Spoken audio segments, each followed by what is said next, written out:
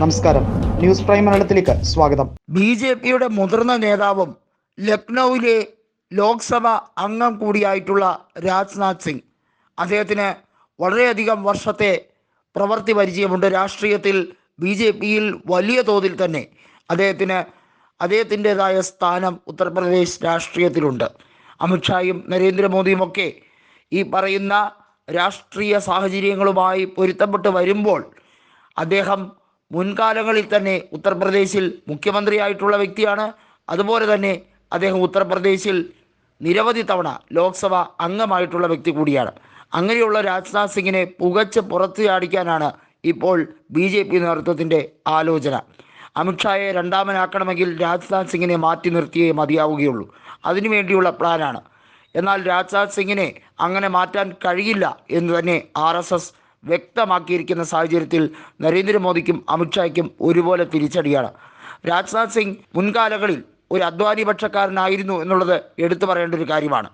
മോദി പക്ഷക്കാരനായിരുന്നില്ല. എന്നിട്ടും സാഹചര്യങ്ങളുടെ വിധി വൈപരീത്യത്താൽ അദ്ദേഹത്തിന് മോദിയുമായി അടുത്ത് ഇടപെടേണ്ടി വന്നു. എന്നാൽ ഇപ്പോഴും അദ്ദേഹത്തിൻ്റെ ഉറച്ച നിലപാടുകളിൽ നിന്ന് മാറുന്നില്ല എന്നുള്ളത് എടുത്തു പറയേണ്ട കാര്യമാണ്. നിലവിൽ അദ്ദേഹം ഡിഫൻസ് മിനിസ്റ്ററായി നിലവിൽ അദ്ദേഹം പ്രതിരോധ മന്ത്രിയായി തുടരുമ്പോഴും കൃത്യമായും അദ്ദേഹത്തിനെ നീക്കണം, പ്രായാധിക്യം ഉൾപ്പെടെയുള്ള കാര്യങ്ങൾ പറഞ്ഞ് അദ്ദേഹത്തിനെ മാറ്റണം എന്നാണ് കൃത്യമായും പാർലമെൻ്ററി ബോർഡ് തീരുമാനിക്കുന്നതായി റിപ്പോർട്ട് വരുന്നത്. എന്നാൽ അദ്ദേഹത്തിനേക്കാൾ പ്രായമുള്ള പ്രധാനമന്ത്രിയായ നരേന്ദ്രമോദി അവിടെ പ്രധാനിയായി ഇരിക്കുമ്പോൾ ഇദ്ദേഹത്തിന് എന്ത് കാര്യം പറഞ്ഞാണ് നീക്കാൻ പോവുക എന്നുള്ളത് വലിയ രീതിയിൽ ചർച്ചയാവേണ്ട കാര്യമാണ്. 75 വയസ്സ് കഴിഞ്ഞവരെ പാർട്ടി ഒരിക്കലും സ്ഥാനങ്ങളിൽ തുടരാൻ അനുവദിക്കില്ല എന്നുള്ളത് എടുത്തു പറയേണ്ട കാര്യമാണ്. നരേന്ദ്രമോദിക്ക് ഈ വരുന്ന സെപ്റ്റംബറിൽ 74 വയസ്സ് തികയുന്നു. അതായത് അദ്ദേഹത്തിനെ വൈകാതെ തന്നെ രാഷ്ട്രീയത്തിൽ നിന്നും ബി.ജെ.പി നേതൃത്വം അല്ലെങ്കിൽ RSS തന്നെ ഇടപെട്ട് മാറ്റുന്ന സാഹചര്യത്തിലേക്ക് കൊണ്ടുപോകുമോ, അതോ അദ്ദേഹത്തിന് വേണ്ടി മാത്രം പ്രത്യേകമൊരു നിയമം തയ്യാറാക്കേണ്ടി വരുമോ?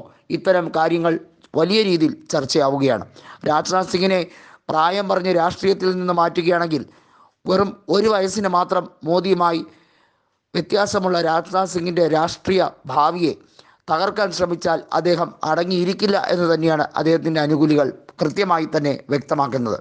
അമിത്ഷായുടെ UP പ്രവേശനത്തേക്കാൾ അല്ലെങ്കിൽ UPയിൽ അമിത്ഷാ ഉണ്ടാക്കിയ ഓളത്തേക്കാൾ രാജ്നാഥ് സിംഗിന് ഉത്തർപ്രദേശിലെ മുക്കും മൂലയും അറിയാം എന്നുള്ളത് മറ്റൊരു സവിശേഷതയാണ്. അദ്ദേഹത്തിൻ്റെ മകനായ പങ്കജ് സിംഗും UP രാഷ്ട്രീയത്തിൽ നല്ലപോലെ സജീവമാണ്.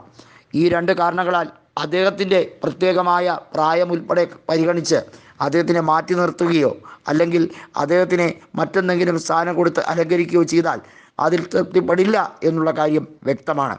നിലവിലെ സാഹചര്യത്തിൽ പ്രതിരോധ മന്ത്രിയായ അദ്ദേഹത്തിന് അടുത്ത ഊഴം മത്സരിക്കാൻ കൊടുത്തില്ലെങ്കിൽ അത് ബി.ജെ.പിക്ക് വലിയ രീതിയിൽ നഷ്ടമുണ്ടാക്കും എന്നുള്ളതിൽ സംശയമില്ല. രാജ്നാഥ് സിംഗ് ആയിരുന്നു 2013 അവസാന സമയത്ത് പ്രധാനമന്ത്രിയുടെ പേര്, അതായത് പ്രധാനമന്ത്രി സ്ഥാനാർത്ഥിയുടെ പേരായി നരേന്ദ്രമോദിയുടെ പേര് നിർദ്ദേശിച്ചത്. അദ്വാനിയും അതുപോലെ തന്നെ പല നേതാക്കളും അതിശക്തമായി എതിർത്തിട്ടും അദ്ദേഹം നരേന്ദ്രമോദിയുടെ പേര് നിർദ്ദേശിച്ചതിന് കാരണം അധികാരം കിട്ടിയാൽ കൃത്യമായും താക്കോൽ സ്ഥാനത്തേക്ക് എത്താമല്ലോ എന്ന് കരുതി തന്നെയായിരുന്നു. അങ്ങനെയുള്ള രാജ്നാഥ് സിംഗിനെ മാറ്റിയാൽ കൃത്യമായും ബി.ജെ.പിക്ക് അതിന് പലയിടത്തും മറുപടി പറയേണ്ടി വരും എന്നുള്ളത് സത്യം.